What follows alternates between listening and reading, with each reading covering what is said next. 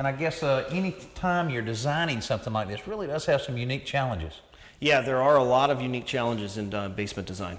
One of those is overcoming people's preconceived notion of what a basement looks like. So Matt's team has created a showroom with some of their favorite basement features like the bar and the built-in home theater. Those things, as well as some simple ideas like storage benches to cover ductwork and plumbing, or the mouse hole under the stairs for the kids, have such an impact that they regularly end up on customers' jobs. Now, combining these ideas with the customer's style and the basement's physical limitations is another challenge that falls to the designer. One of the designers on Matt's team, Molly Howe, explained why her job is rarely dull. Basements provide a lot of unique challenges for designing. You have a lot of structural things you have to work around as far as posts and beams. You also have all of the existing utilities that you need to work around.